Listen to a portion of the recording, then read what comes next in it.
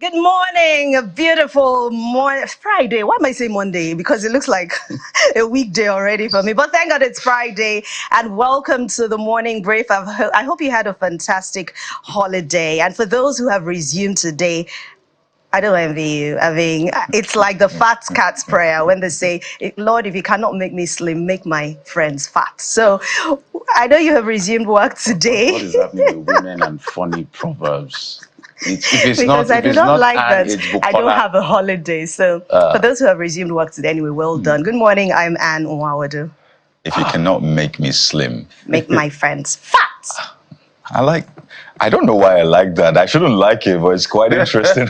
Welcome to the show. You can understand why it feels like a Monday because you had Tuesday, Wednesday, Thursday as a public holiday. So that's like an elongated weekend. So this is a new Monday, really. So thank God it's the Monday that looks, or the Friday that looks like Monday. Whatever the case is, this is a morning brief and we're live in Lagos. I'm Kayode Okikiolu. Of course, it feels like the federal government had to look for a way to compensate for the fact that we did not experience the eclipse. So we had to have 3 days. 3 days. As holiday. It's longer than a usual weekend. Yep. But reality has set in. Welcome back to work. We're here to help you make sense of what's going on in the country and around you. I'm Jeffrey Uzama. And all right, so we have a bumper package as always for you today on the show. What is this bumper package? I don't know. I just like Let's unpack the bumper package because it just sounds nice. So let's unpack the bumper package then. We have, what other word can I use? We have an exciting package. You know, there was a line up. There's line up. Leave line up. Line up sounds newsy. No, line up sounds like news. I want it to sound like. Okay, maybe you do. Morning brief. Let's tell you what's up. Okay, let's check out. Guys, you know, there was that debate about Nigerians always gravitating towards big English. Big English. Even bigger than the native English speakers. So you can say Gagantum. Let's prove we can speak it too. That's why. You know, so when I did a training once, they said that we're referred to or seen as cultural orphans. Right. We're neither British, the way they say it, and we choose not to be Nigerian. So we're just cultural orphans. We're just there. And I think it's just a reminder that we actually need to find a way to always connect our culture to our everyday life. It might be tough because we've gone through colonialism and we've gone a long way from that, but we should never lose sight of who we are. So it's a bumper package. You see? Okay. You see? I've told you. So Jeffrey, please say bumper package. So it's just complete. It's just difficult for me to say. I was always going to say bumper package anyway. It's like I heard one English one day. I was somewhere. I went to visit someone. Someone said, "I want to let go." All of a sudden, I want to do what? Let go. No English. So, I don't know what is it with this seats and old English. Anyway.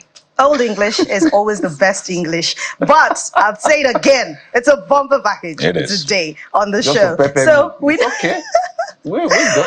All right, so let's give you a feel of what we have for you on the show today. I mean, we know that accidents on waterways happen unexpectedly, ranging from boat collisions to unforeseen weather changes, or even negligence in some situations when it comes to the passengers or the captain or whoever is in charge of these waterways. Wearing a jacket, a life jacket, a standard one, can greatly prevent drowning, ensuring the well-being of passengers, especially who are on board. So today on the show, we ask experts how important it is to be safe when you are out there on the lake, on the river, on the sea, or even something as little as a swimming pool.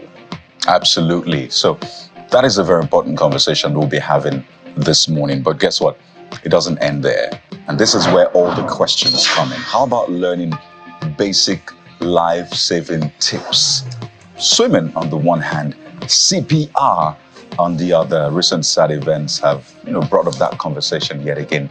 But it should not just be when sad events happen. It should be always. What happens when there are casualties of water accidents? How should first responders react? Well, you'll definitely be getting those answers on the show today, as we also turn our attention to water sanitation and hygiene. Well, so we're trying to help you out in understanding those basic tips, and of course, with what you've seen on your screen, water, sanitation, and hygiene. They say magic is just science that we don't understand. On the show today, we intend to help you begin your weekend on a very magical note. I mean, literally, with a lawyer and a magician. His name, Precious Ekom, is ready to wow us with something interesting and absolutely exciting. So if you want to be wowed, get ready to stay right here on the show, because this weekend is I'm about to get actually intense. looking forward to the magic, and I want him to perform that magic with one of you, either Jeffrey or Coyote. Why are you wanting? Because I don't why want one of us? Why not you? Historically, women you are are men, so historically, show so what does that us mean? the way. We are right behind you. Taken, but historically, women are usually partners today, of women, magicians. today, women don't want when to they're do doing that. their act. Women like that. Oh, No, even on stage, And all actually. of that. They're the ones that disappear. They're the ones that are sewn into half. It's always women because they make the act beautiful, wholesome. How about if I take excuses for women today? Not today. Not today. This is the first magician we're going to have on the show. So we're going to use We're you. donating you, and We're going to sow you as a seed. Lord. So, Precious Ekom, behold your specimen. Clicks. that's Avoid me. That's during the Avoid course. me. I don't want. So when answers, we have a bumper package. That's what she means. That's what she means. You see, I love that you use that again. It's Definitely. exciting. But So, we have the top stories, right? Huh? yes, we have the top stories after this. But don't forget, you can, as Jeffrey would always say, it's a community show. I don't know where he saw community people here, but it's a community show. My village people are watching, by the way. It's a community show, which means that you can be part of the show. I'd like to hear from you. Everything you say is trending story for us, so you have to be a part of the show. Don't forget, go to that number showing on your screen right now. WhatsApp only, no calls. Nobody will pick your calls, so don't call. Just send messages or your videos, your pictures, and those comments you'd like to get across to us, because right here we'll be taking all those comments just in a moment. So we'll be going for the top stories right now, and I will be taking that. Stay with us.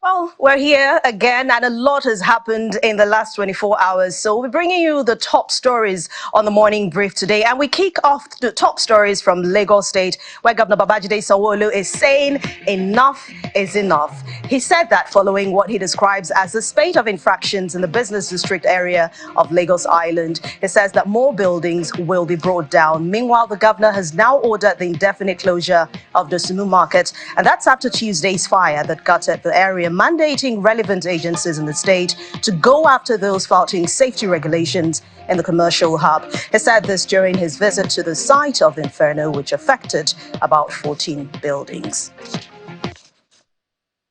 The markets all around will be closed today, tomorrow, until when we're able to do a full assessment and to do a proper cleanup of this entire area. I want to say without any iota of doubt that that some other buildings are still going to go down. This is totally unacceptable. We will not allow a few people who will not comply with our rules, with our laws, to put the lives of others in danger. Fiscal planning authorities, LAPCA, are going to be having a difficult time with me. And when they have a difficult time with me, you will know they will come on the street. This is fire that is happening too often, too many, and it is totally unacceptable.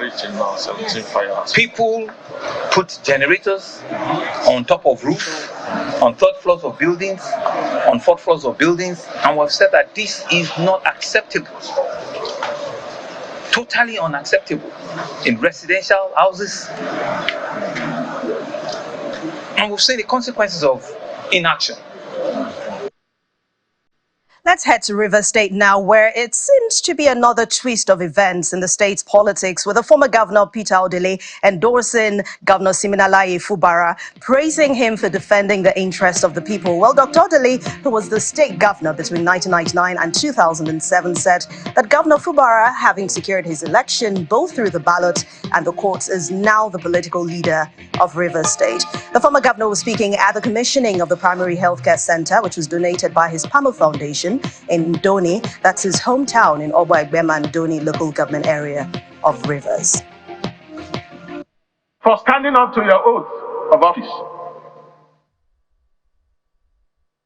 to defend the interests of all Rivers people in accordance with the Constitution of the Federal Republic of Nigeria. You have done that standing on firm ground and with the strength and courage of a lion. We are proud of you. Politics is over. It is now time for governance, and you have hit the ground running. You have touched the critical sectors in less than 1 year in office. Our people say I should tell you to stand firm with the president, align with his positive policies, and carry Rivers people to the engine room of government in the Federal Republic of Nigeria.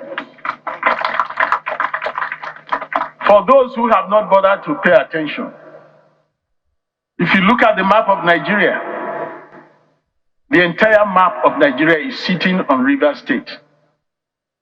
When Rivers State coughs, Nigeria will catch cold. So regard your office as key and vital. Don't look back. It is not a matter of age. It is a matter of your people are with you. Meanwhile, in what is seen as a political blow, the governor, Siminalayi Fubara, some political players of Ikwere descent in Emohua local government area of Rivers State have declared the FCT minister, Nyesom Wike, the leader of the PDP in the state. The sons and daughters of the council made their position known during a stakeholders meeting at the council headquarters. Well, they have also reaffirmed their own support for President Bola Tinubu, thanking him for appointing Mr. Wike as the FCT minister. We are here to renew our commitment to the renewed hope agenda and to thank the president for finding one of our own, our leader, the leader of the People's Democratic Party in Rivers State, Chief Honorable Barrister Nyesom Wike, for finding him worthy to be appointed as the first Southerner to sit as minister for the Federal Capital Territory. It is ridiculous and funny to see that instead of people focusing on governance, focusing on delivering and discharging the responsibility with which they sought for vote and they were voted for, All he hear every day is that Wike did not do this and Wike did not do that. Is Wike still the governor of Rivers State?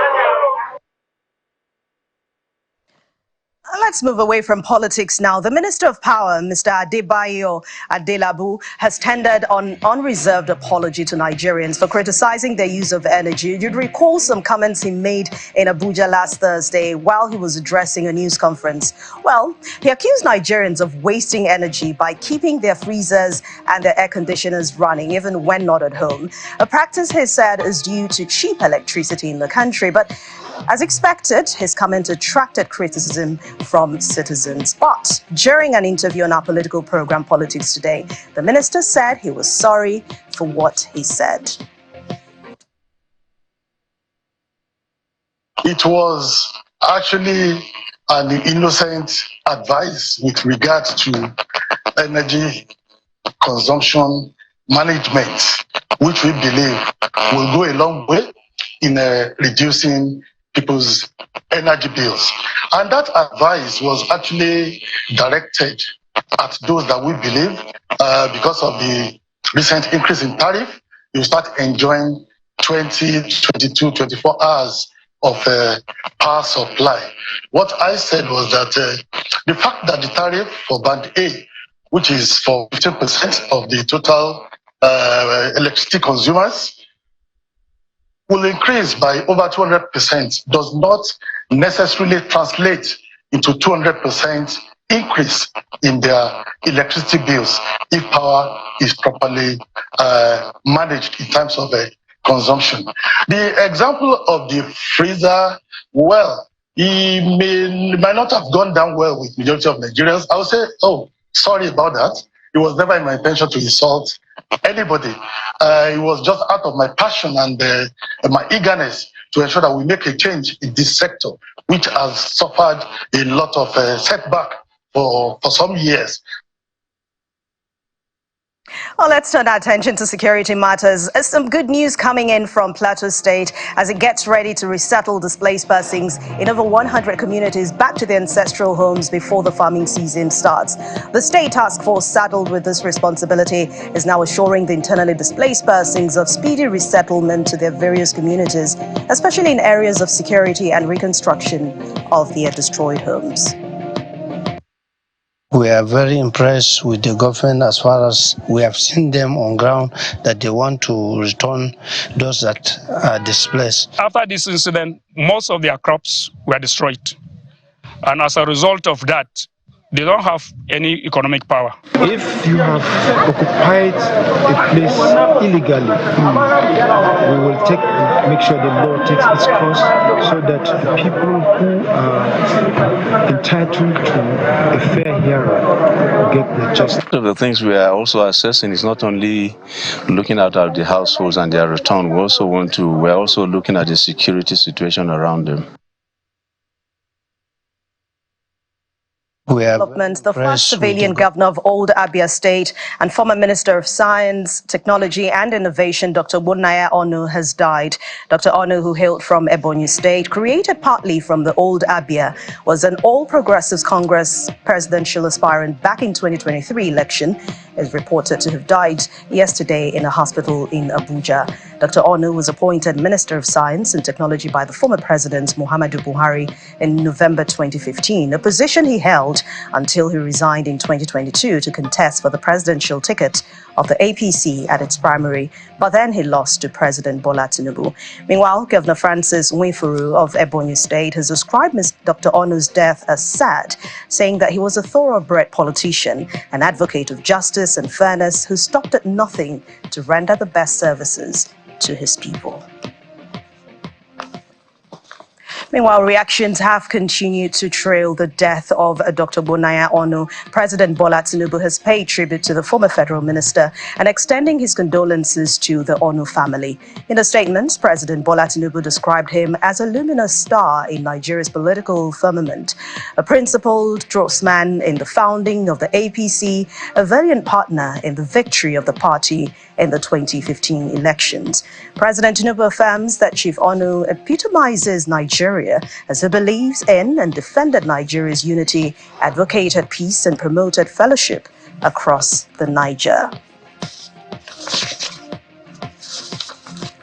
And in the world of business, Nigeria's crude oil production has recorded its second consecutive drop this year, coming from 1.32 million barrels per day in the month of February, jumping to 1.23 in the month of March. And that's according to OPEC's latest monthly oil market report. The 92,000 barrels per day decline recorded in the month of March now brings the total loss for the 2 months when you compare it to about 196,000 barrels per day. Let's look at the chart for Africa's top oil producers within OPEC. Libya narrowly overtakes Nigeria with about 1.24 million barrels per day produced in the month of March. And for Nigeria's rig count, it rose by 3 in the month of March, climbing to 19, coming from February's count of 16. Former American football star turned actor O.J. Simpson has died after a battle with cancer. The 76-year-old became popular in the 90s for his controversial trial and acquittal for the double murder of his ex-wife Nicole Brown Simpson and her friend Ron Goldman. Let's talk sports now. World number 1 Novak Djokovic has avenged last year's Monte Carlo Masters defeat by Lorenzo Musetti to reach the quarterfinals earlier yesterday. But Djokovic made a poor start. He endured a second set wobble before then coming through 7-5, 6-3 against the 24th ranked Musetti. The man who beat him at the same stage, if you recall, 12 months ago, he will now face Alex de Minaur at 11th seed from Australia in the last 8 games. All right, those are our top stories, but I'd invite Kayode Okikiolu right now to tell us what's trending. Oh, yes, and quite a number of things trending, and Nigerians have been reacting to what the Minister of Power said. Call it an apology for implying that Nigerians may just be wasting power as a result of lower tariffs. Remember that the minister got lots of flax. He definitely was going to get criticism from that, but he's apologized. So he was essentially just trying to give a reason. So maybe you could just take a listen to what the Minister of Power said on Channels Television yesterday. Just take a listen to his apology, and then we'll take a look at what Nigerians have been saying about other issues. So here's the Minister of Power, Adebayo Adelabu, apologizing to you about those comments he made. It was actually an innocent advice with regard to energy consumption management, which we believe will go a long way in reducing people's energy bills. And that advice was actually directed at those that we believe, because of the recent increase in tariff, you start enjoying 20, 22, 24 hours of power supply. What I said was that the fact that the tariff for Band A, which is for 15% of the total electricity consumers, will increase by over 200% does not necessarily translate into 200% increase in their electricity bills. So question is apology accepted? Because I usually say that thing, apology accepted or not? I guess we'll find out on trending. Maybe people have accepted or they say, no, we need another apology. There you go. Maybe in the form of better power supply. That would be a good apology. But let's take a look at what you're saying across board. First is about the Lagos state government's decision to shut down Lagos Island Market due to frequent fires. Yes, it's been one too many. So Governor Sanwo-Olude, you see, he was speaking about that yesterday. But let's see what you are saying about that decision by the Lagos state government. We'll begin from Mastermind Dynasty. Here's what Mastermind Dynasty has to say on X about the Lagos state government's decision. Taking a look at it, says, well, I admire and respect the governor immensely, but instead of a total shutdown, this user believes that there should be an aggressive and compelling fire safety policy and measures with serious enforcement. And he references the economy is in a positive trajectory, so shutting down might not be the way forward, this user believes. All right, let's hear from Decking Sports International. It says that losing the market is not the best decision. Well, closing, where do you... Oh, closing. I said losing, yeah. Closing the market is not the best decision. Where do you want the sellers to go and start another business? It will definitely increase crime rate. And I think this next user shares some sentiments. Williams, Dr. Seth? Yeah, that name says that the Lagos State government has done well in the area of firefighting equipment, and I think it's important to commend the government, the equipment and manpower. But this user says the problem is the congestion in those market areas, and if you've been to those markets, there's no space to breathe. I don't know how they do it. And it's so interesting how everyone moves in a methodical way, but it looks like chaos. You're bumping into each other. People are dragging you to come buy this. It's quite messy. So it says that every shop should have a fire extinguisher and coordinate training with the traders on how to use it. So we need to also educate people on that one. All right, let's go to the next one coming from Mobolaji in North Bank, Anthony. Wow, that's an interesting name. Prevention is always better than cure. Hard decisions need to be taken when lives are at risk. Life over anything, no sentiment. Prevent the fires and not put mitigating factors. Kudos to the governor and Lagos State for this. Well, Talk Nigerians, that next user is also in support of the decision. And you see some other people give different angles to do. This person says, I believe it'll help give the right authorities or help them prevent such from happening again. So it says this is the right way to go. Safety Cabal says that it is better to overhaul the area to prevent further fire and other emergency prevalence in that axis. There you go. And the final one from IOK 13 says, okay, and after the shutdown, would measures be put in place to prevent future events? Will there be basic safety trainings for market men or women? So I think That's the sentiment, the sentiment is quite big on this one. Well, shutdown, will that solve the problem? Really, will it ensure that people are educated on what to do with fires? Will they ensure that people have fire extinguishers and the rest? And now there are also alternatives for when you shut them down. What do they do? Do they just sit at home? What are the plans for them? Exactly. I think the measures need to be taken before some decisions are also taken. Anyway, we go to the coastal road, which we discussed extensively yesterday. Right here, and you all have been reacting to that. We expected this reaction. So this one is coming from, anyway, it's that the federal government will charge an average of 3,000 naira per toll gate. That was what Minister David Umahi said yesterday. And this is coming from Shigod, saying that it's an exit route. The road is not for everyone, but for people looking out for alternatives. If you can also afford the toll, otherwise, use the usual roads. Okay.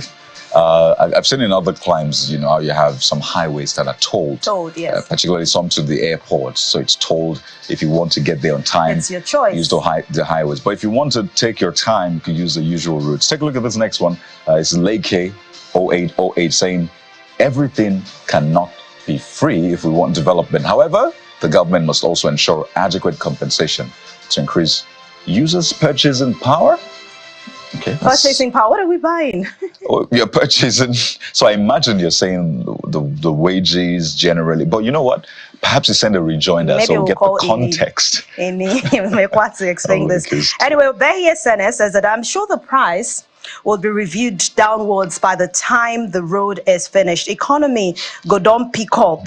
Hopefully. I like that hope and faith that economy will pick up before 8 years, right? 8 years before that That's the target completed. that the minister says. By the way, he also adds that the range is meant to be like maybe 1.5 for smaller vehicles and 5,000 for trucks and articulated vehicles. But here's what Tonsimo says. Different angles to this. He says, it'll still be far cheaper than traveling through the Lagos, Ijebu-Ode, Benin, Onitsha, Warri routes. Says, deliver that road and we'll pay to use it. Yes. Ends by saying, thanks. T for thanks. Yeah. All right. Sir Francis said it wouldn't be bad to toll the road, but we have to make sure people are not being exploited and the money is not being looted. And this one, I'm not sure this is sarcasm from Daffodil Studio. Says, who doesn't love paying extra money just to use a road? It's like a little gift from the government to make your daily commute even more delightful. And the best part is they're making it affordable for everyone by only charging an average of 3,000 naira. That's a mix of generosity. That's a mix of sarcasm and we don't even know what in its really... entirety, absolutely, or not. I'm not going to preempt you. All right. But there you go. So let's move on to other conversations now. Right. The Lagos-Calabar Coastal Highway, yeah, it's there. The cost and the rest, you've been talking about that. But we'll move to the Dangote refinery. Yeah. I mean, yesterday we talked about the drop in the retail price of diesel. Can it help bring inflation down? That's a question a lot of people have been asking. And you've that's also a been proposed reacting. drop, what marketers are calling for, saying that, oh, sell it at 1.2, sell it below that and the rest. So things that can reduce inflation. All right, so let's hear from Mose Bolaton. Moshe Bolaton. Moshe Bolaton. Apparently. Hey, Moshe Bolaton. You know, X can confuse you sometimes. I like they mix up those names and you're like, what is this? Okay, so at 1,200 to marketers, diesel from the Dangote refinery will be cheaper than what we currently import. And at 500 Naira, PMS will be a lot cheaper too. As long as the Dangote refinery accepts payments from marketers in Naira, our currency could appreciate radically next quarter. There you go. So those are some of the conversations around diesel. You know how diesel is very expensive now. Petrol followed suit, but will this be the game changer? We'll wait to see. But let's turn our attention to some health matters, right? There's a lot of flu out there, coughing and the rest, particularly for children. You know how children put their hands into germs, put in their mouth, and then infect others, particularly the adults. But this one is about a particular drug that is sometimes used to curb coughing for children. And NAFDAC, that's the Agency for Food and Drug Administration and Control, has recalled the Benylin syrup.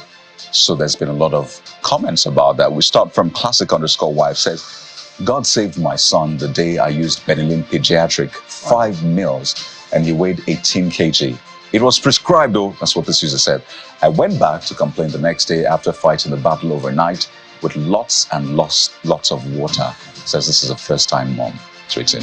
All right, let's hear from Pascal. It says that at first it was because the expiry date will be this month. Why wait for 3 years before telling us about the batch of medicine? A lot of people have been saying, why recall it now when a lot have already been exposed to people? But anyway. Better late than never. So that's information for you that could save lives. Let us be watchful out there. All right. Thank you very much for sending those trends, those stories, those videos, everything you keep sending. Thank you so much for being a part of the show. But we'll take a short break now.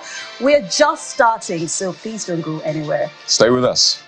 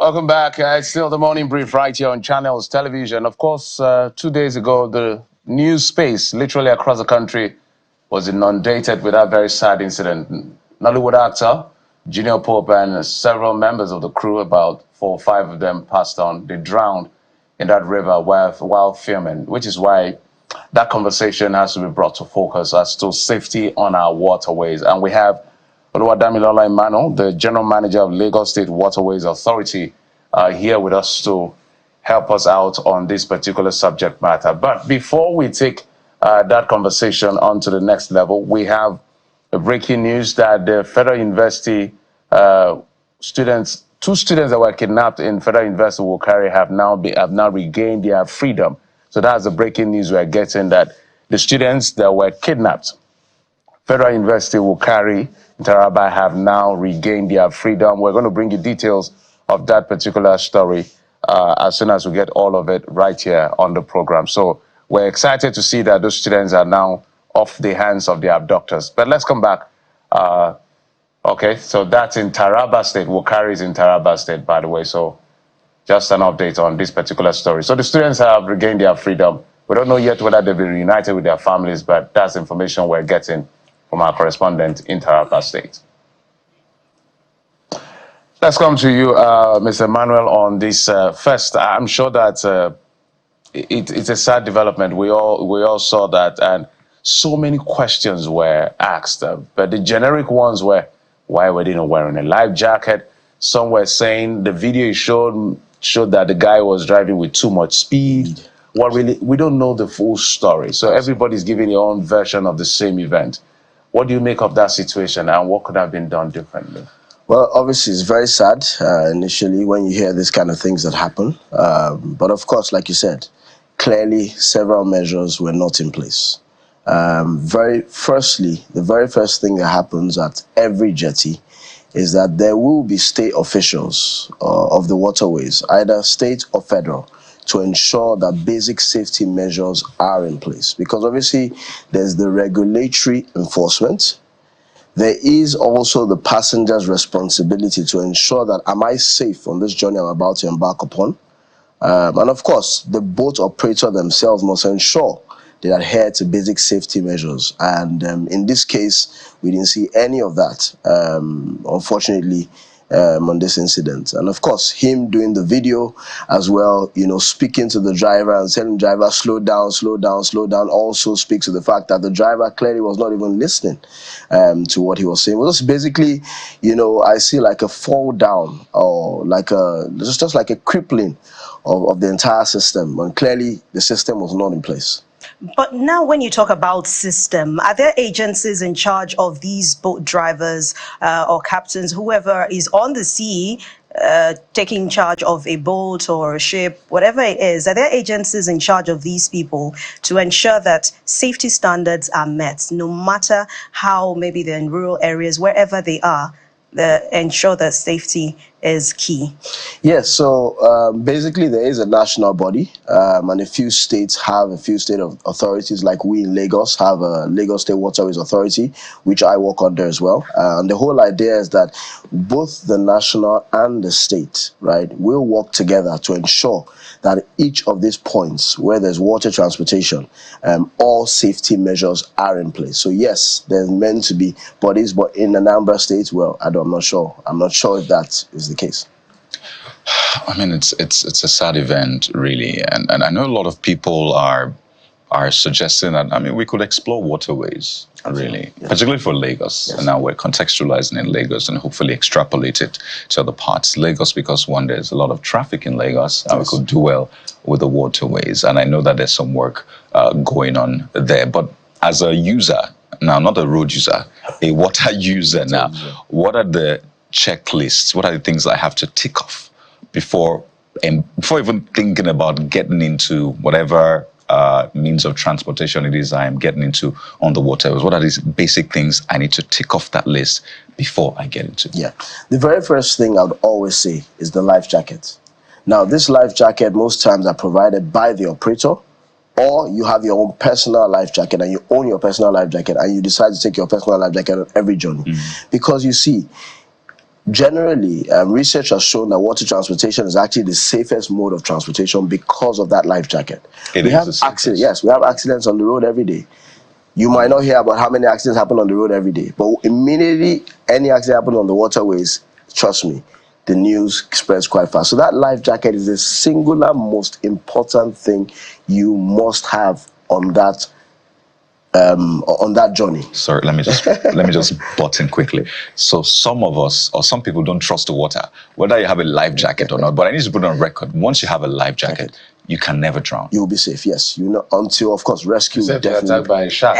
But except it's a dysfunctional life jacket. Yes, that's because another there are also cases of dysfunctional life jackets where many people have life jackets that have stayed over 10 years in their boats and they do not know that when you deploy it, it can't work. Yeah. So you know, that's why you said I was coming to the steps. So that life jacket is the singular most important thing you must have for every journey. Now, what then? Because that's passenger's responsibility, that's also operator's responsibility.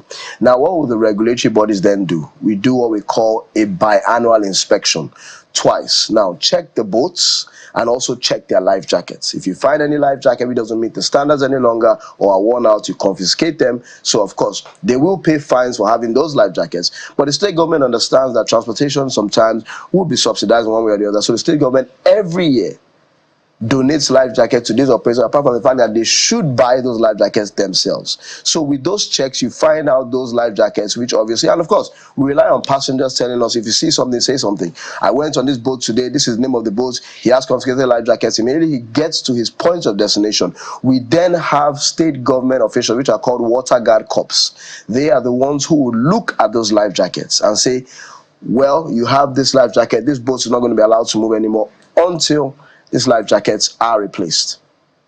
So the checklist. So life jacket. So life jackets, tick. And then also, of course, the boats, of course, having done inspections previously as well. The state government officials at those jetties ensuring that there's not overloaded on the boat. Secondly, as well, you have your life jacket well strapped on, and encourage the passengers, because a lot of the time passengers wear it, and when they get on the journey, they unbuckle. You should not unbuckle your life jacket. The life jacket should stay on you till you get to your destination. Yes, some people say I tend to get hot, but look, think about the journey. Do the journey, and when you get off, you can take off your life jacket. How about being preventive? Because prevention, they say, is better than cure. Absolutely. Since we're talking Lagos, let's stay with Lagos for a bit. So I can see from this picture, literally every other person except the gentleman behind the man who is wearing the long. He actually has a life jacket. I think it's been obstructed. It's probably not an orange one. It's probably a dark one. Okay, I hope so. Yes. So, is it that does the state government ensure that before any boat moves, everybody must be on the life jacket? Most definitely, because that's the beginning. So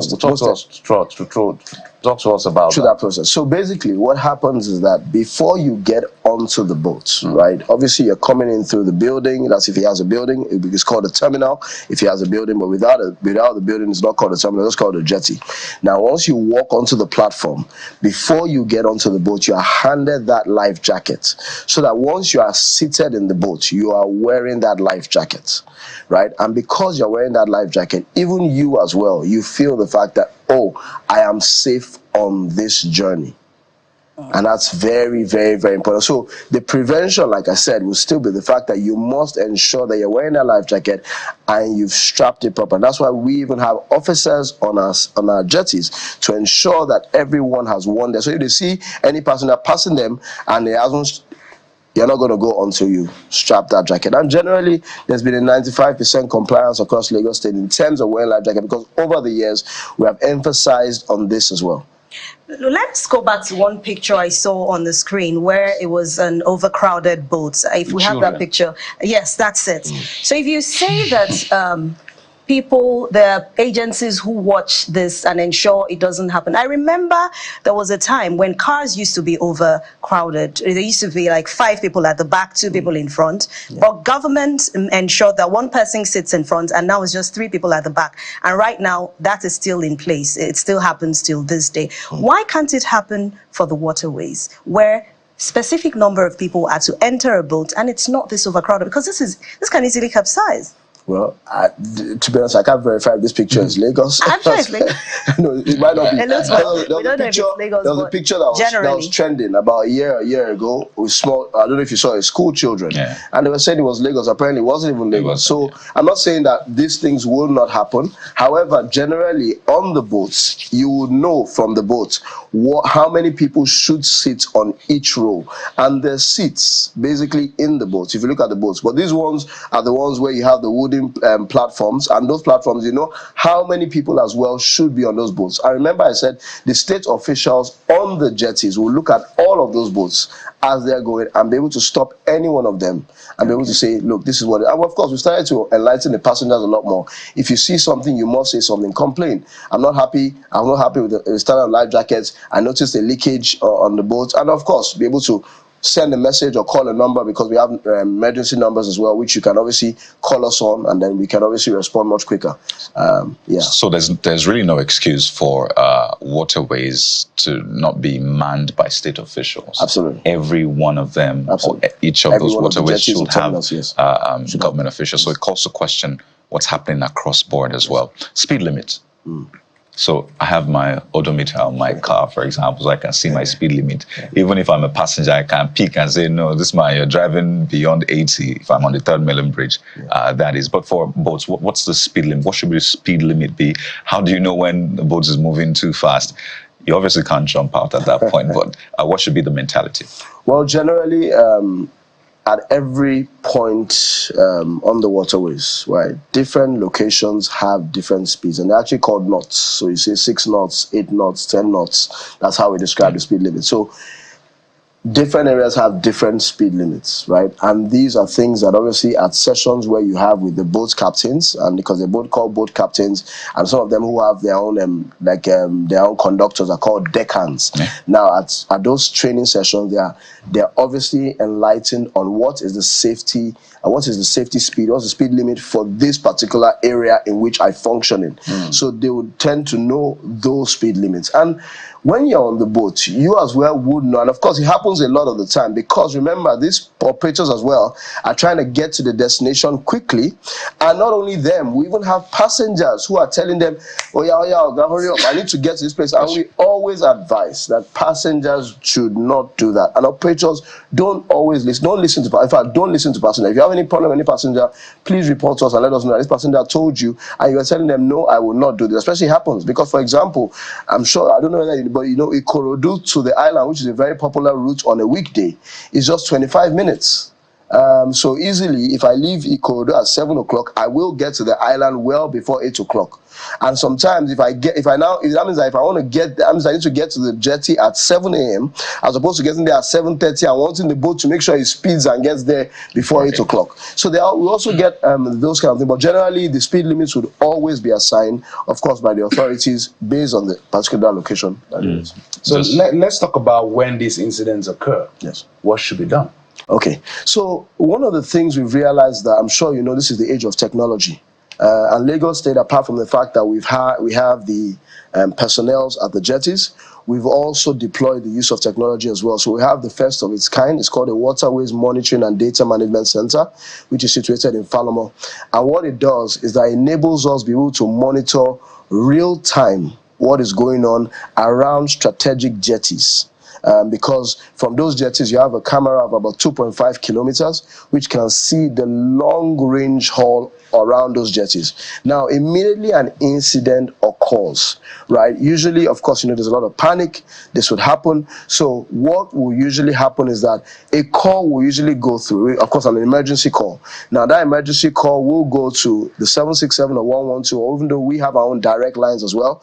And once those calls come in, the first thing is usually on the waterway. Now, waterways has different users. You have the dredgers, you have the fishermen. There will always be someone around who as well might be able to respond as the first responder. However, once we're alerted, we have what we call a search and rescue team, which will then go out to be able to ensure that they can then rescue those who have been faced with those situations. And of course, Lagos State, as obviously working with several other agencies, also working with Lasambos, which is obviously the health management aspect of that service, are able to then deal with any victims, of course, from those incidents. So the search and rescue team is able to take them off the waterways, get them onto land, and then Lasambos takes it from there. So the most so in terms of what you've asked, the simple question is, the simple answer is that we're able to have our search and rescue teams respond when those emergencies occur. So when emergencies occur, and maybe the captains, as you've called them,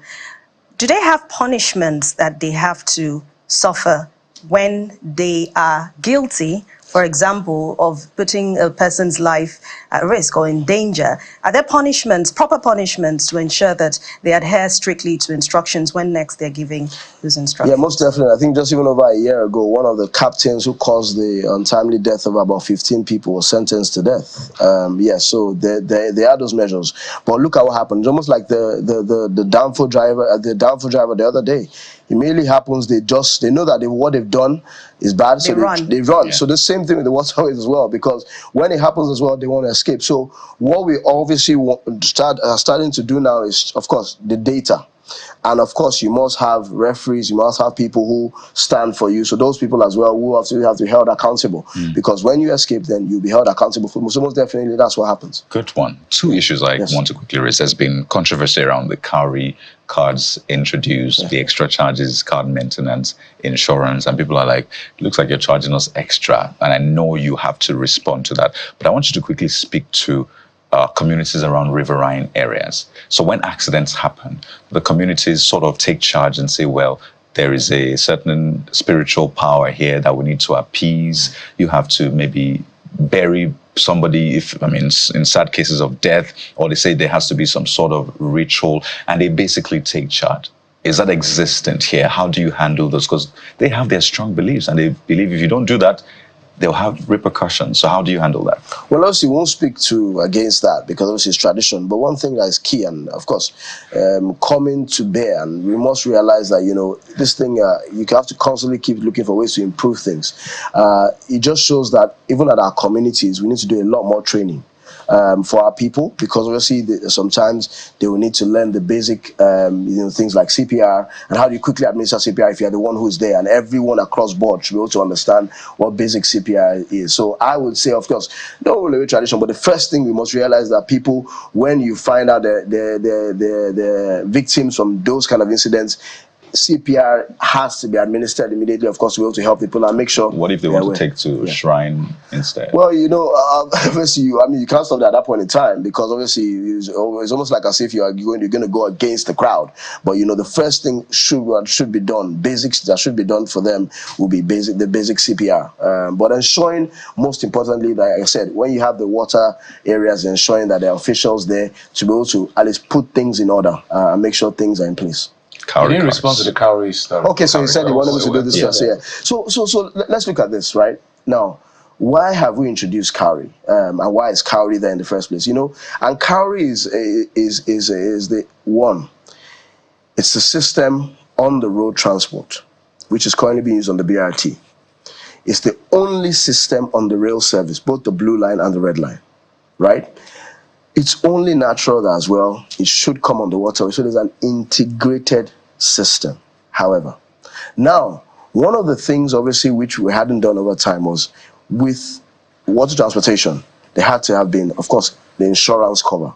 So that extra charge, one is the insurance cover, two also is a maintenance fee for the company. The company is not a charity. The company has to provide the service. So that is the charge. Now the extra charge covers both payment for the company and also for insurance.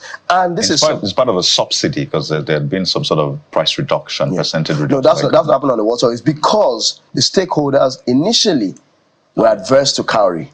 So until they stabilize with cowrie and ensure that, okay, you adopted the cowrie, because they told you, look, cowrie is coming in, one, for the operators, it's going to help them. There's a lot of their, revenue leakages, because these boat captains with cash, they tell you, I carried only 17%, I carried 20. Now with cowrie, there's nothing like that any longer. There's also the idea of digital manifest as well, because now you know who exactly was on that boat. So it's going to benefit everyone in the longer. But initially when you hear an extra charge, the first thing you say is, well, people are actually doing it, people are actually paying it.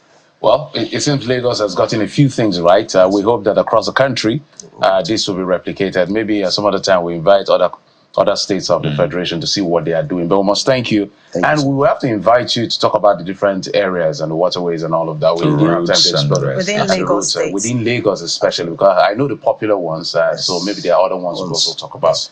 Oluwadamilola Emmanuel is the General Manager, Lagos State Waterways Authority. Thank you so much for coming on the program. Thank you very much. Thank you. Thank you. Thank you. Well, we'll shift gears now, still talking about issues around the water. This time, emergency situation. What should we do? We'll get the expert to talk to us about that. Join us again. Welcome back. It's still the morning brief right here on Channels Television, and we are still talking waterways, and whatever happens on water, we should all be involved, because, I mean, we use that route sometimes too in our lives. So we asked some questions earlier on the show. What happens when there's an emergency? What should first responders do? What are the first reactions when we see emergencies? And also, when we find out that someone has been affected, what do we do? So to take us through that, we have Dr. Tosin Oshikoya. She's a medical doctor, business manager, and lead trainer, Levande Healthcare. Thank you very much, Dr. Oshikoya, for coming on the program. Thank you for having me. All right. My first question to you will be, when an emergency happens, what should be the first reaction of responders, or the captain, or the passenger? So we're now talking based on the water now. Yes. Okay. The first thing is safety. It's always the first thing before you help somebody. Is it safe for me to help you? Because there's no point you trying to help somebody and you become a victim yourself. Okay? So that's the first thing. The next thing is that if in this situation, the people are taken out of the water, because that's the next thing, get them out of the water. You cannot help them while they're in the water. So if they get them to water, landing surface, the boats land, they should be placed on their back, because you now want to start the assessment to see if they need CPR. So how does this relate to other cases? Not water. I brought water because, I mean, we've been talking water, exactly. So let's tell the people how to save. Okay, so the thing is, CPR by itself is the same skill no matter what situation. It is the same skill we're going to apply. The thing is that what leads to us applying that CPR, the usual thing is in a general situation, let's say it happens, something happens in this place and somebody collapses. I'm going to start with what we call, there's a mnemonic we use called Doctor's ABCD that tells us the steps, makes it easier for you to kind of plan what you're going to do. So the first one is D for danger. I'm going to check, as I said, is always the first thing. Is it safe for me to help the person that's on the floor or anywhere? The next thing is I'm going to check for a response, Doctor's ABCD, DRS ABCD. I check for a response because the fact that you see somebody unconscious or on the floor or wherever, it doesn't mean that it's a medical emergency. For all you know, the person could be sleeping, could be drunk, it could be a prank. I'm going to check for a response first to let me know whether I need to start calling other people to help me in this situation. So you don't go into a kind of egbami without knowing whether the person really needs that. So that's the next in response. And to check for a response, you're just going to call the person's name if you know the person, or you tap them on the shoulder. The response you're looking for is that, is this person opening his eyes? Is he talking to me? Is he blinking? Because that makes sense that if the person is not doing any of these things, there's a big problem. So once you say that there's a response, you now say, okay, Mr. Lagbaja, what happened? Why are you on the floor? You can go in another direction to help this person. But if the person does not respond at all, the next thing is send for help. The ideal way, if we're teaching you, the ideal way to send for help is called emergency medical services. So that would be what in Nigeria? You know the emergency medical services number in Nigeria? 112. It's a general thing and nobody knows. I was going to say 911. I know. No, I'm not going to But say the good thing that. about saying 911 actually is that if you call 911 in Nigeria, it will redirect you. Absolutely. So that's fine. So we can dial 911. I don't want us to do that. I think we should target our own 112. It's 112. That's a national emergency number. I don't want to go into the steps of how that one takes place. Let me just give you an overview. So you call your national emergency medical number, you call colleagues, other people around, so at least somebody should start that process of getting more help while you stay with the victim. So if you don't send for help, you come back to, so I'm going down, Doctor's ABCD. Airway, I open the airway, don't worry. I listen, is the person breathing? I need to be sure, because if you know if the person is breathing, there's something to do. If the person is not breathing, or it's abnormal breathing, so everybody knows what normal breathing is. It's rhythmic, it's no. If you're hearing somebody do, you know that's not normal. That person is not breathing, that person is dying. So you now have to do CPR. So that's the C part. Doctor's ABCD. I now do CPR. and this is a defibrillator if you have an AED. So that's the usual process. We explain that that's the way you should do it. So because now it's in the water, I'm not, we are all, just get the person to land and we start off doing what we need to do. Cardiopulmonary resuscitation. That's Absolutely. That's why we have this here. Yes. Perhaps maybe you have to demonstrate it to us exactly how we work, because a lot of people, especially this age of social media, is quite sad. That rather than do what you're about to demonstrate, people pick up their phones and they're filming and they are going live and all of that. So maybe let's get to work.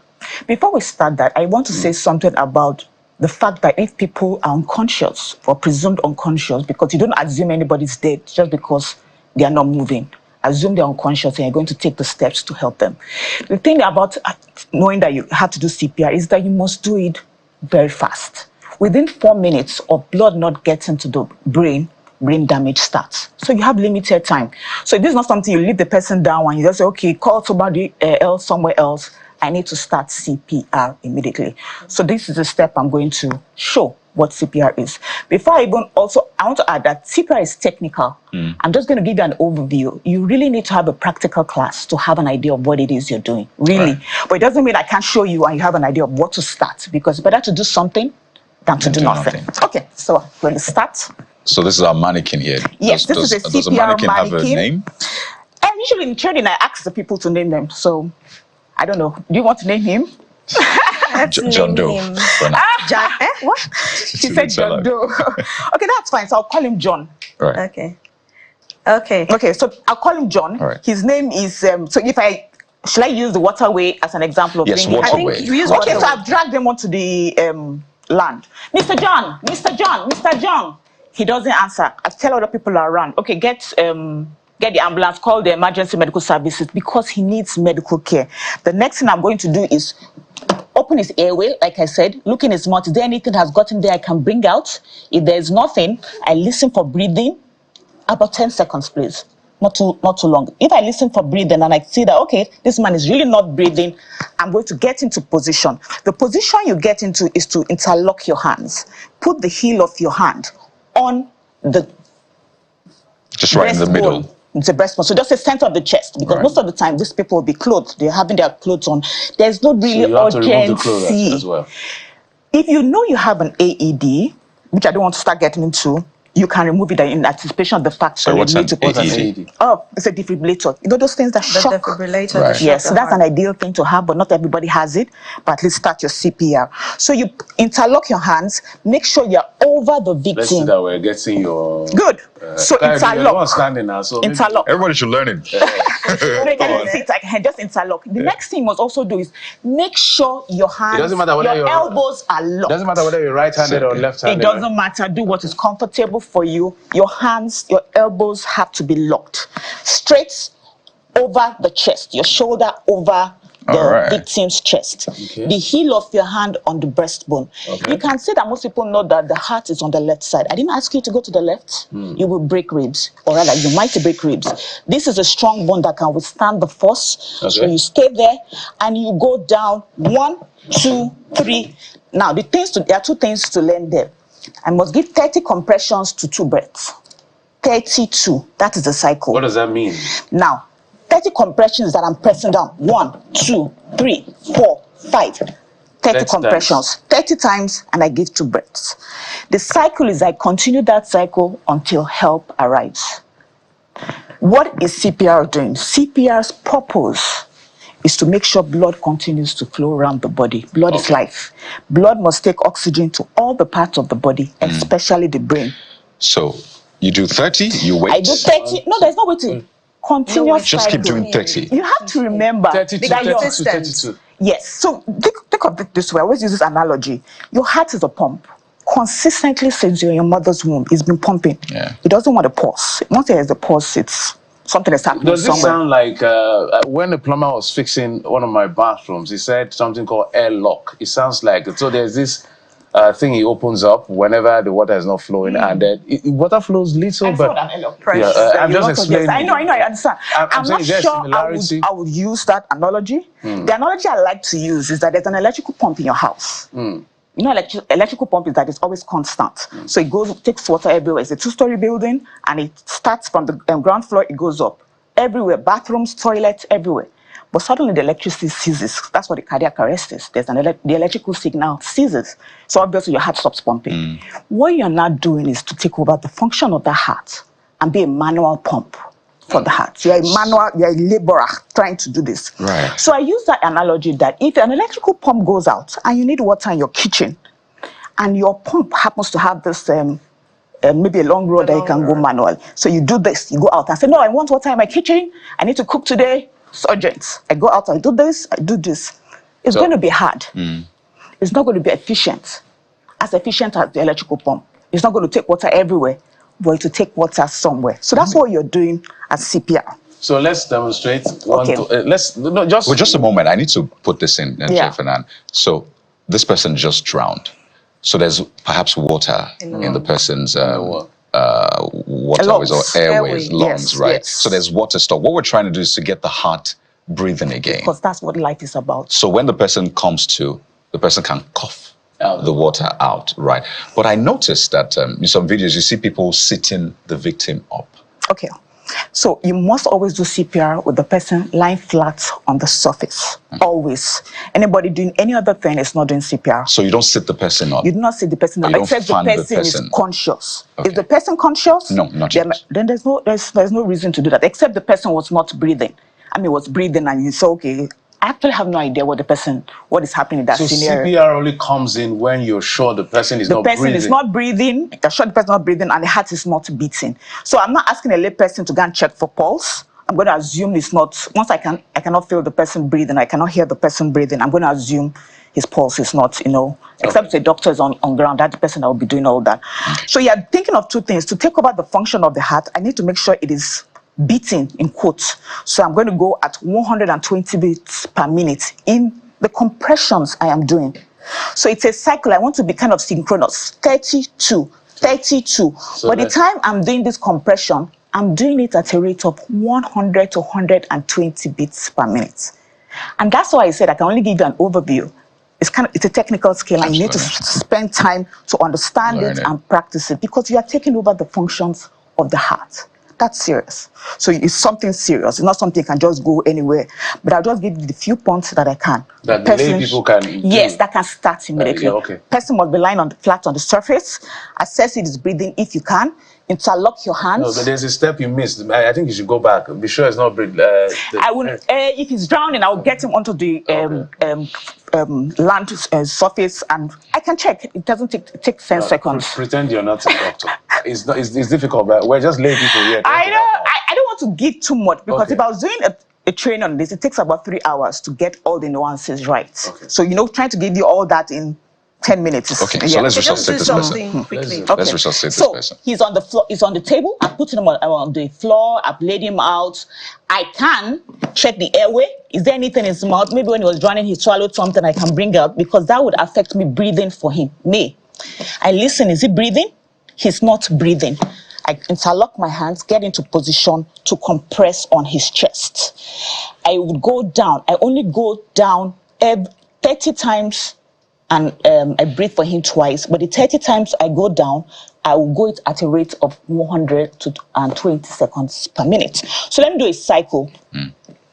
1, 2, 3, 4, 5, 6, 7, 8, 9, 10, 11, 12. 13, 14, 15, 16, 17, 18, 19, 20, 1, 2, 3, 4, 5, 6, 7, 8, 9, 10. I breathe. I'm not going to do that. Breathe. Are you pumping air into his mouth? I'm breathing the expired air in my mouth into his, to kind of give him a bit of oxygen. Now, it's not mandatory in an adult that you breathe for them, because in this situation, I don't expect anybody to have the barriers, a face shield or a face mask. So ordinary, just compressing the chest is enough to keep the blood flowing. Because there's still some oxygen in the blood that can still go around. So just breathe expired air? Yes, and it's still a skill. Twice. To learn it. Some people can go in and just start breathing immediately. Just breathing and that, or put air in the mouth. Okay. Because when you say expired air, I don't know which one is not expired. So just I breathe into the mouth. All right, simple. Yes. I think we'll need to bring you again on this show because it's a bit technical, next week we will bring you because we need to talk more about this. People who are choking, for example, or people, We're gonna or foaming from the mouth. Some people are foaming from the mouth. Then how do you put air into someone who's already foaming? I know somebody gave someone water somehow. But anyway, we will bring you again on the show. No problem. Just but quickly, when do you stop? Very good question. So, I asked, first of all, I sent for help. So when the paramedics arrive, you're not going to be there arguing with them. They will take over. So that's one reason to stop. The next reason to stop is that the person is resuscitated. The person shows signs of life. He didn't show any signs of life before we started it. He's now showing signs of life. He's opening his eyes, he's breathing, he's moving. Good. The next reason, which people may not like, but it's a fact, is that you're tired. It is hard. It is tasking. You get exhausted. So what is good about that is that if other people know CPR, they can take over. So it's better for all of us if all of us can do basic CPR. Just CPR. There's nothing basic. There's not just CPR. Can everybody do CPR? That would be great. Dr. Shikaya. Thank you. So John is no more though. John is alive now. John is alive. That's fine. Alive and kicking. We brought John alive. All right. Thank you very much, Dr. Tosin Oshikoya, medical doctor, business manager, and lead trainer at Levande Healthcare. Thanks a lot for your time on the morning brief. Well, we're having you again. We'll definitely have you again. We'll go on a short break now, but we'll be back with more for you on the morning brief. So don't move the muscle.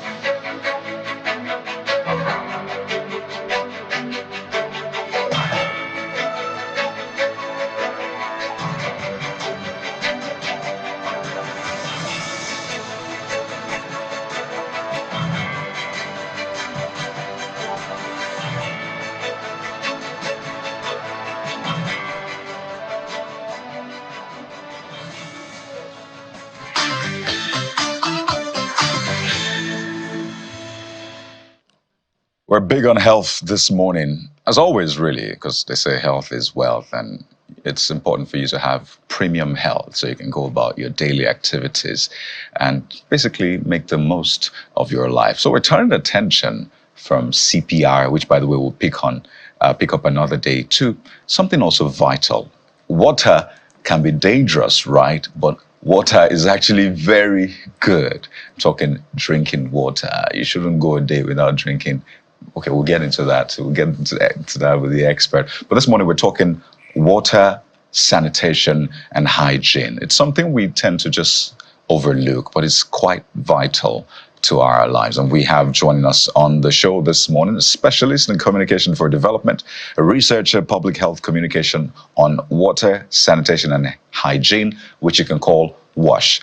Dr. Hope Oriveri is our guest on the morning brief. Good morning, madam. Welcome to the show. Good morning, and thank you. I mean, we just had a very interesting session on CPR, helping to revive and the rest. But those are the dangers of water when you drown in water. But we're looking at the good side of water now. And, we have water here on the show, right? So you can drink.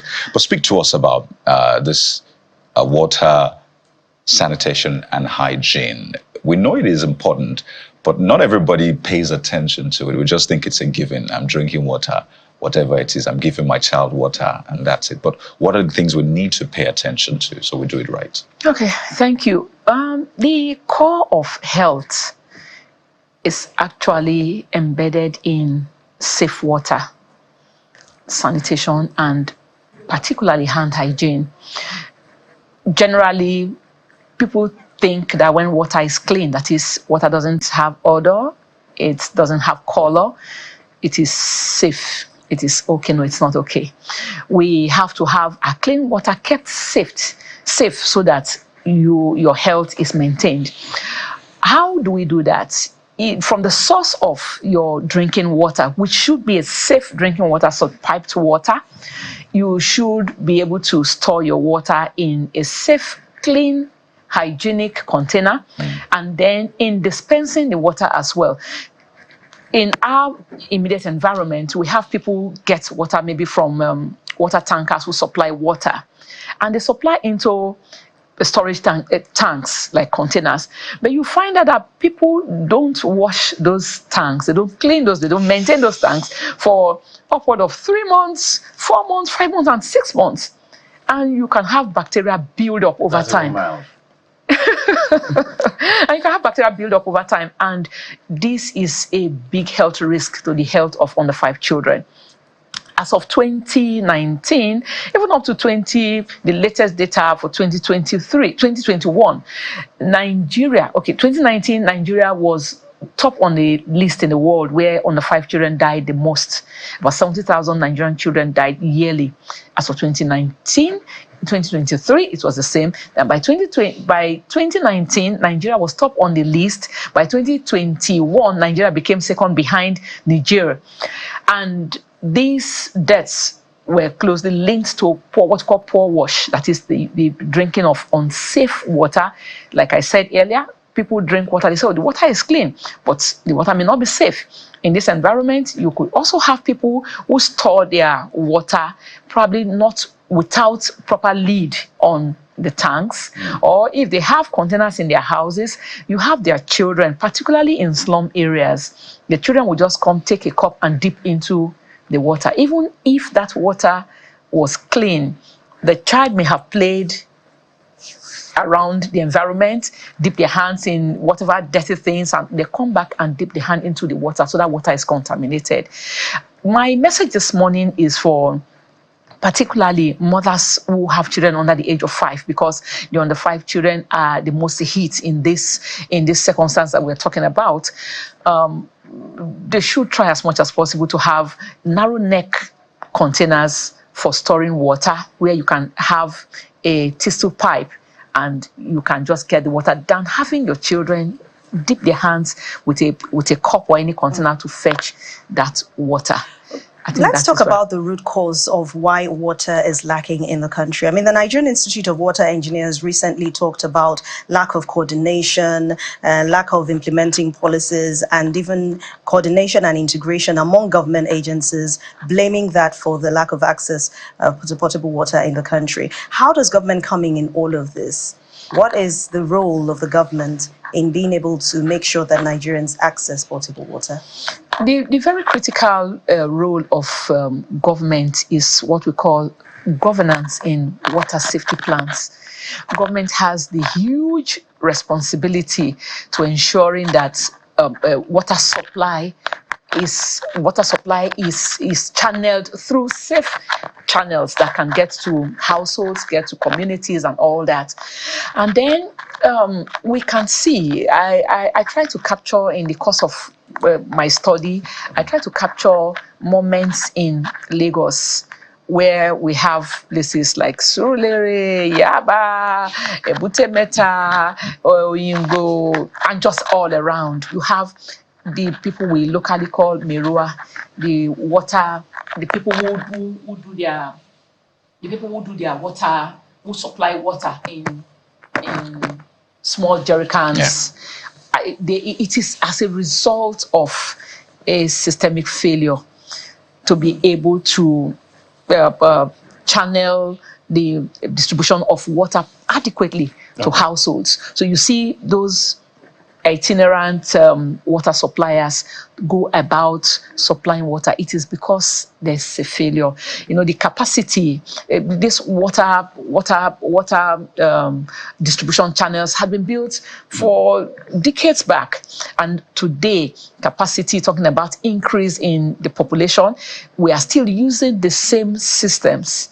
So government has a responsibility to increase that capacity. But again, it's not just only about government. If we look at SDG 17, it talks about partnership. We can begin to talk to ourselves, even as a people. What do companies do as their CSR? CSR shouldn't just be one. Look at, engage with communities. for me, I think this is a very strong responsibility and a task on every company, well-meaning Nigerians, big companies, look at how they can begin to partner with government, partner with communities so that they can build water distribution network systems that can be able to reach the people. I think that is huge. Water governance is very important. But we must commend companies, because dealing with CEOs, I know that one major thing they do is always making sure they provide water in their own community. So I think for those doing it, well done. Okay, I want to... health is part of one of the indicators or components of ATI, which is, for me, is a better way to assess third world countries rather than GDP, because it can be deceptive when those numbers are big, and then the main critical things like health, education, and cost of living is not quite ideal. But I'll read a few facts from the UN. 2.2 million people still lack access to safe drinking water. Nearly half of the global population does not have access to safe sanitation. 2 billion, I should say 2.2 billion, not million, rather. 2 billion people do not have access to hand washing facilities with soap, and 419 million people practice open defecation. These are some of the concerns. So when Anne asks about government role, I was just telling myself, okay, it's almost like in Nigeria, you provide your own power to a large extent. You provide your own security, you provide your own water. I think the things that Nigerians don't easily do is to walk on their road or tar their own road. Every other thing, literally, we take care of it because we pay this service charges. They actually tar the roads. So a lot of fix the roads, and estates actually fix their own So roads. it's almost like we have to help ourselves. So maybe we'll stick to helping ourselves before we look at the government, because on that end, there has not been too much success. So let's get back to a checklist. What has to be done at the family level? You mentioned one thing about how to pour the water and all of that. So let's walk through a basic checklist, because now I did explain all of that to show you that we have to take responsibility for ourselves, not wait for government. We have to. Okay, at this point, like I mentioned earlier, partnership one, and like Anne has mentioned, quite a number of companies have been trying to ensure that they do this, but we still have a large area. I will particularly want to refer to slum communities where access to safe water, sanitation, and hand washing facility, in fact, they are very, very limited. But for families, it comes to us to say, if you are going to get your water, it is very important that people understand the importance of the water supply sources. But in these environments, like in the slum dwellings, you still have people get water from just anywhere. In the course of my research work as well, I was able to capture some moments where people just get any water just so that they get water. But people must understand now that the water sources must be improved sources. However it is, because you are talking about health, it is the cradle, it's the point at which you are able to do every other thing. Families should ensure that they get water from safe water sources, and then when they get the water from even safe water sources, it does not end there. Storage. You have people get water from water supply tankers or from whichever web source that they are being supplied water, but their storage system is poor. They probably don't cover properly. If we take a walk down any of the communities down, you will find out that there are people who have their overhead tanks. It's opened.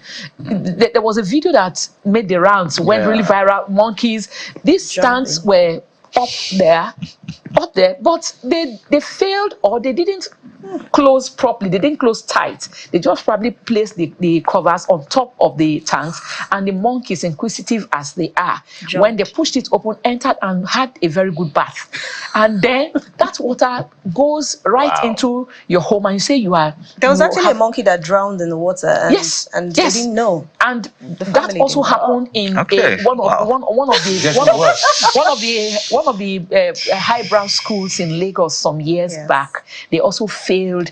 The water tanker had come to supply water, and they failed to close tight the tank, and a cat got in there, died, and a number of the students became casualties. That is that. Back to your question, for families, if you are going to store water, for drinking for the family, it should be a narrow neck container. And then for other people who have their overhead tankers and they say the overhead tank, they say the water is clean, the water is safe. How often do you clean your tank? It is very important. How often do you clean your tank? Do you do a weekly cleaning? Do you do a monthly cleaning? Do you do a annual or so that's once in 5 years. Once in 3 years. Oh my God, that is really wrong. And many times I would also like to bring in the issue of culture. We say, after we've been there, what has happened? A lot do happen. A lot do happen when we drink unsafe water.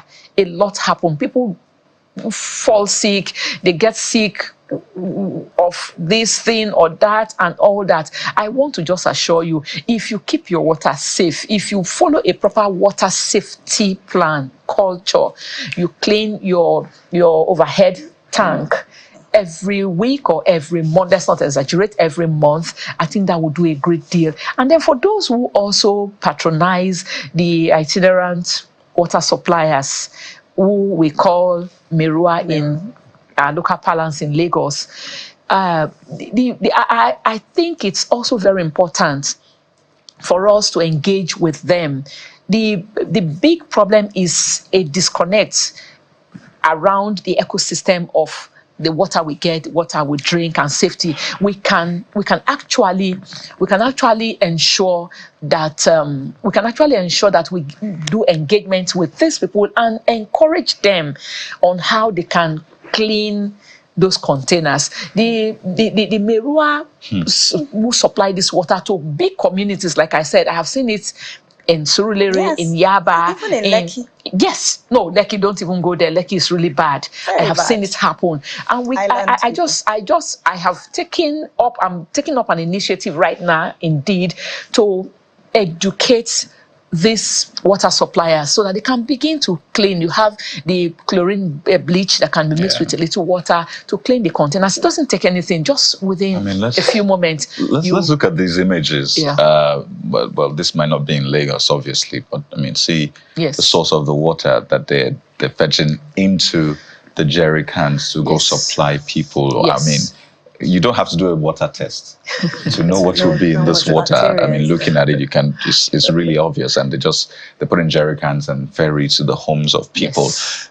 There's a tendency to also feel, and I'm glad you've talked about urban areas. There's a tendency to feel it's a problem or a challenge with rural areas. No, it's really bad in the urban areas. So, what do you think is a solution? Let's try to harmonize this now, because and let me just quickly give a context. So, we've had the Water Corporation, for example, but it's moribund in most areas, in spite of budgets. In fact, you see projects being constructed, they'll buy the tank, they will start work, and then stop it, and you won't see. And I have a typical case in a part of the country. So do we continue to focus on our private water sources, just, step up the work and ensure that we do testing, or tell government, you need to wake up to this? Let us have our water corporations back working across board. Yes, government has to take up or live up to that responsibility to improve on the capacity for different areas. We have what they call the WASH norm, the Water, Sanitation and Hygiene National Outlook Routine Mapping Survey, and that is done to ensure that they put a tab on indicators of WASH. What are those indicators? Look at, map the particular areas and say, okay, how many people are here? What are their water needs? What quantity of water would they need? And then importantly, how can we, the supply system, how best can we do that? I think the very big problem had been because you are coming from a single source that is coming from one far place, and then the waterworks as well they can't meet up with the capacity of the increased population in different areas. The best approach to it, like I know based on research also, is to now begin to stream down to communities. They can begin to stream down to communities, work in partnership with companies, people who can support this system, that will help a lot. Just before you go, Dr. Hope, you're a specialist in communication for development, which means communicating to people, and especially those in the rural areas, must be top priority for your organization. We saw during COVID-19, everyone had the washing basin, everyone had the hand wash, and we're taking it very seriously, maybe because there was COVID then. So what have you been doing in terms of sensitizing people to continue in that, doing that, even now when there is, no COVID or almost no COVID? Yes, in the course of even throughout 2022, 2023, I have had a number of series of community engagements with mothers of under 5 children. You may say, well, why mothers of under 5? Because under 5 children are most at the highest risk when it comes to disease burdens as a result of a poor wash. So I have had engagements, and I'm very happy because one of the slum communities actually took on leadership role. I haven't had the engagement with them. One day I just got a call from one of them to say, doctor, this thing you told us about is happening.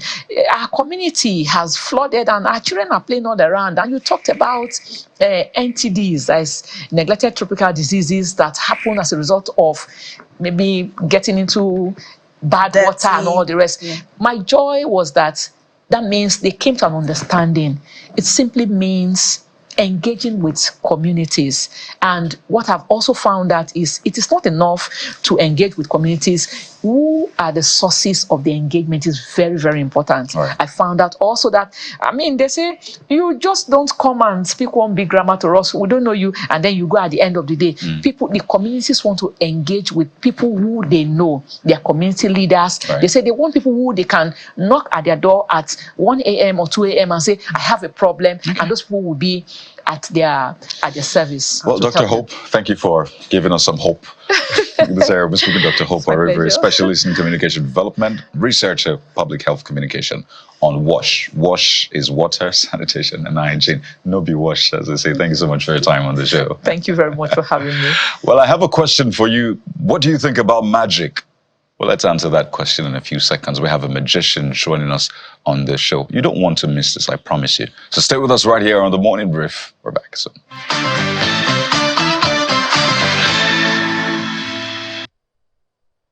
Welcome back to The Morning Brief on Channels Television. And they say that magic is the only honest profession. A magician promises to deceive you, and he actually does. So, magic is a stunning art. You will just look and look and look, and the more you look, the less you see. But on the show today, we have Ekong. Precious Ekong. You're a lawyer, you're a magician. Which one would you choose first? I'm of both worlds, so every day I'm of both worlds. So let's talk about the magic part. These two already donated me to you. So really? But don't mind them. But how did the magic thing all start? Did you just wake up and decide magic, or was there someone who influenced you or inspired you to start this? Oh yes, funny. Hi, my name is Precious Ekong, and quite frankly, it was about a period of 10 years ago, 2012. I just stumbled upon a performance back then in University of Lagos where I studied law, and some guy just poured water inside a newspaper and then made it vanish, and I was like, no, this has to be a juju or something. And then I started being curious, and I just started finding out that I could figure out or reverse engineer these effects. And so I started creating and performing, and this is a decade after, and I'm here on Channels TV. Interesting. So I'd like you to speak to us squarely now, because there's diverse opinions about magic. Magic, some people say, is sorcery, is witchcraft. Some people say it's just tricks. They just distract you. They use visual cues and then do one thing and you're seeing another. Something, no, it is occultic. Something, it is demonic from the depth of hell. Demons literally come out to do the magic. So what is your own brand of magic? Because magic means different things to different people. What is your own brand? How would you define it? Making things possible. So magic itself lies in the art of making things possible. The mystery of, okay, these things are impossible by our natural eyes and our understanding of realities.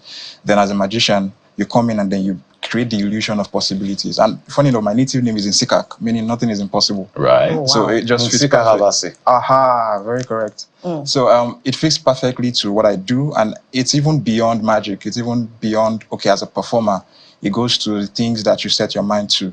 As a lawyer, even working, and then, okay, these things are difficult, you seem there's no way, you try to think out of the box. And that's what magicians do pretty much in every situation.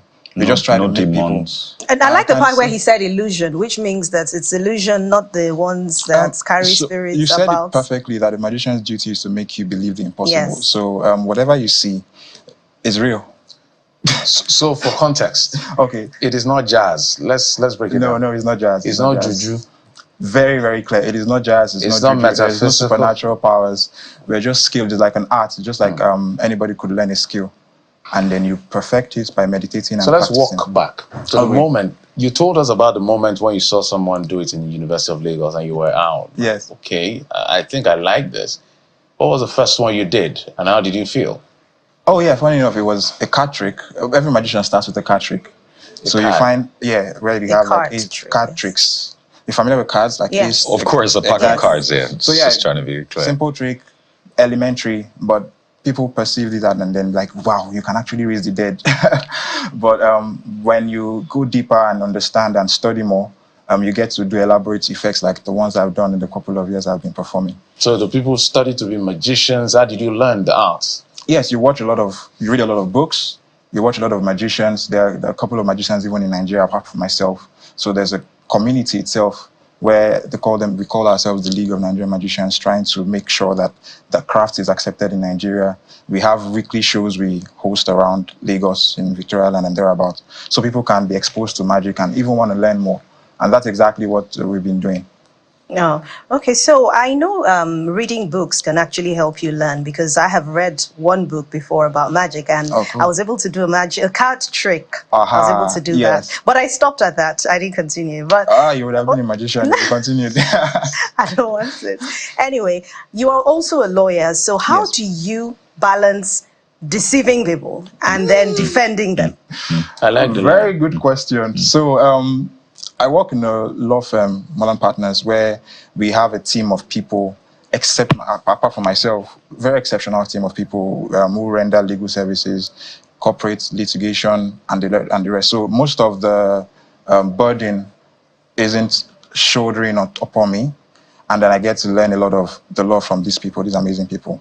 So when I perform, I have people that can also support. Like the firm is great, and then they can actually help with me pushing my career as a magician. And funny enough, it's not too distant. Remember I explained to you how the vision of the idea of magic is the impossibility. So when you're practicing law, it's just a function of, okay, how can I help my clients render or get out of this difficult situation? Wow. Right. And then with my years of, I'm close to 10 years as a lawyer. And it's exciting, the stories you hear when you step into the courtroom, or you step into a brief that you are rendering to a client and you prefer solutions. But you don't make files disappear from the judges? Well, I wouldn't see that on camera. There you go, because then you might have gotten yourself in. So let us get into the show, shall we? 10 years magician, 10 years lawyer. Well, maybe more, right? You started 10 years ago as a magician. Yes. Now 10 years as a lawyer. So both literally started at the same time. Same time, yes. Maybe 1 year in between. So let's get into it. What do you want to show us today? You said that yours is not demonic. Oh, no, definitely. But it's not black magic. It's not. I've heard you say you actually pray. Yes, I do. I'm a Christian. I believe in God. So I pray before coming on the show even. Wow. You know what? We would have found out what the pastor thinks about you anyway. I think we should allow you to do But before we allow you to do your thing, does the law not frown at any other practice like this? Or because I know that as a lawyer, there's certain things you may not be able to do. As a performer, so I'm not consecrating the craft and wearing the robe. Okay. Right. So as a lawyer, I'm a different identity. I'm an entertainer, just like Faz is a musician, and he's not consecrating the craft or demeaning the profession. I wanted to be sure of that. Fantastic. So it's all yours now. It's all yours. So is this the time we shift? So who do you need? If you need anybody, in fact, I'm going to need all of you. Let's start ladies first. Okay, let's try. I can't believe it. Or whatever it is you want to. You know. We've already People sold say as a seed since from the beginning. the sweetness. We'll in get the her air back, by the way. is depending on the people in the room, and you all are beautiful. Thank you. So I thought of, we're in the morning show, the morning brief. Why don't we make breakfast? Tea. Breakfast? I'd love that. Tea? I'd love that. Right. I'd love that. So we start with sugar. Let's say there's sweetness in the air. Can I bring your hand this way?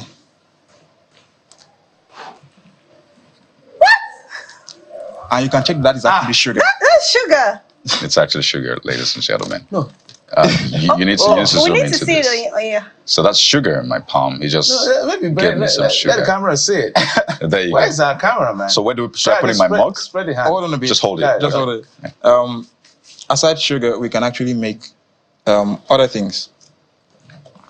Sorry, I have a cup here that has other things like Miller, right? Yeah. You see it? Miller. Yeah. Good. I want to be sure of the camera you're looking at. Yeah, So I'm looking at this that's camera. yours 4. Okay, that's yours 4. Beverage. Most people prefer beverage. You like tea or Lipton or what do you Beverage, like? yeah, Beverage tea, is good. tea. Tea is good. Beverage, yes, with But the milk. not a problem. Let's try.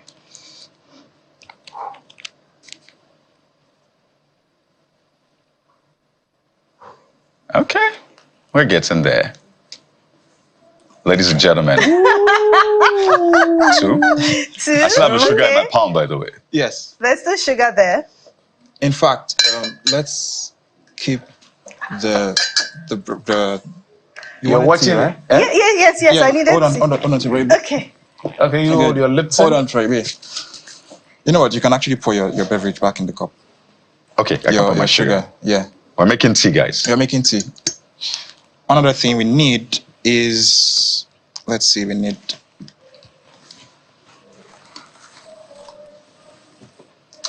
So, ladies and gentlemen, wow. Right. Is there anything inside right now? Milk, just milk. Milk. There's milk inside. Yeah. So maybe you turn. Let's show. Let you know where this is demonstration. So you can see the milk and see the milk? the I'm gonna pour it out. the kettle Okay. that has the milk in it. In a moment. Let me just move my. Okay, good. So it's just all yours. Just pour out milk. Can anybody see it? Yeah, put it there. Pour it all. Okay, I think that's good. That's good, right? Yeah. Okay. So, Do you want to have a taste? You didn't taste sugar. I'm good. You're good. I didn't tell you I'm fasting. No, this doesn't. It doesn't taste good, right? Doesn't taste good? No, it doesn't. I'm thinking this literally.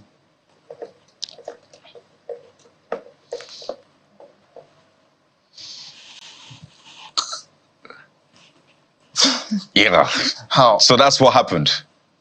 Wait, where's the milk in the... But you can actually have. Okay.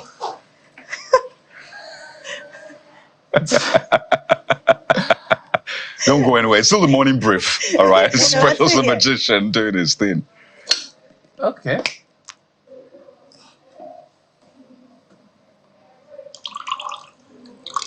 So the milk is good now. Clear the. Okay. Literally a never ending milk. What's going on? So there's a lot of milk in that. Wow. And that's how you make tea. That's how... Ladies and gentlemen, Precious the magician made tea. I still have my lips. In fact, we'll get back to that. I still have this. Fantastic. It's all yours. You want Continue. to continue? Oh, good. Absolutely. We're enjoying this. A magical Friday. Yeah. So if you're watching us from home, This is a Precious good way the to get magician. away from a long doing his- 3 days holidays. So, Precious Ekong is still Yes. giving us that. You know, I was backstage and I had people cut out pieces of paper. I heard somebody wanted Yes. to make money, which is Our fine. director wants money. With I hope this I is don't know not how going to possible that contribute is. paper to dollars. So, laws. the We'll producer try. also wants money. So turn all of this paper into money. It doesn't So, always work. for context, so Central Bank, this is just magic. For the record, please. Just in case this turns to It's dollars. I know you're looking for dollars. It doesn't always work, but I'll give it a try. Okay. Oh shit. Oh my goodness. What was that? And you can literally... Someone said $2 $2 for us. Director said $2. Yeah, you can actually inspect. Okay. Give everybody... Oh, wow. Yeah, that's literally... Real money. There you Real go. money. Real money. Directly from the For CBN. real, guys. This is directly from the CBN. They're coming for you. With Alhaji Aliyu Mai Borno and so that's the Dr. second Clement. trick. He just turned paper to money. 1,000 naira. We can do even offend the CBN. Let's don't offend the index. CBN, please. This is just okay. Now this is on me. Okay. CBN, this is just magic. This is just for the record. That's fine. Okay, we're not mutilating our currency. We know what the act says. We can actually puncture. Wow. What? This is actually dangerous because it could get me in jail. Okay. But you already pointed out it's criminal, so don't do this at home. Okay. Don't mutilate. But you're a lawyer, Don't so worry. you understand So you get your... I guess it's too late. I'm gonna go to jail, right? But hold on. Can I remove the hose? Whoa. What's that? It's not tearing. It's not tearing. Hold on. It's not tearing. Oh, you didn't mention... Literally. It's still intact. Totally intact, and you can check. Bring, let's confirm. Yeah. So Like here's what it is. No, I won't hold your pen. I don't know what's inside. Really? It's not. There's nothing. Okay. So that's the third trick. You want some more? Ooh. Do you have more for Drop us? it. I'm ready. I'm actually curious to understand how the mind of a magician works, because I know it's a blend of different things when you're performing. Yes. You are showing something. You're maybe distracting us. Some people are hungry backstage. They said they want more sugar. I think we should add bread for Do them you right have now. like akara? Akara. Can you do a one going? Because you have to prepare. Because people speaking to our ears are really, really. They want everything. So a lot of people remember Professor Pella, and his magic, and I know a lot of magicians now have him as a mentor. That's if you were born around that time, or if you saw that. But they also say that there are a lot of things about magic that are beyond the ordinary, and that's the point I was trying to get to. So yours is basically effect. It's an act, or do you venture into the supernatural, as some people will believe? I don't. I've literally been studying and practicing magic for 10 years, like I said, and I can say categorically there's nothing supernatural about the art of magic. Even you could see big magicians outside the country like David Copperfield, Dynamo, David Blaine. Nobody goes about saying they're using jazz. I guess it's the African culture, that and frowns our at it. superstitious beliefs that frowns at it. And it's a genuine art that people. David Copperfield has the biggest museum in the world, and he did that as a magician. And I don't think that Nigerians or Africans should burn down magicians. Because I shook your hands before we started the show, and it was itching me, so I was. I'm joking. No, that one was money itching you. It was joking. We're totally out of time, man. But do we have time for one more? One last one. Yeah, one last one. Quick one, 30 seconds. 30 seconds. Let me see. Take your time, no rush. No problem.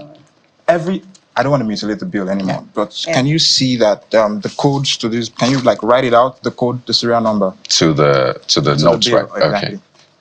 Right. Okay. It's right inside this. Yeah, open it and write it.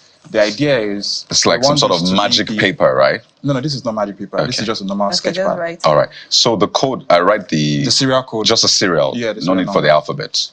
Every bill has a different serial number. So that's what we're trying to establish, right?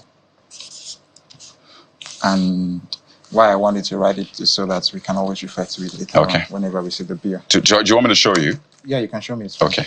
And you can show me the bill too. Okay, the bill. You can show everybody. All right. So this is a code. If you good. Let me just call it. Should I call it out? Yes, you can call 729318. Awesome. That's it. But you see, one of the things about bills is that they are usually ones and zeros. They're not real. You know that?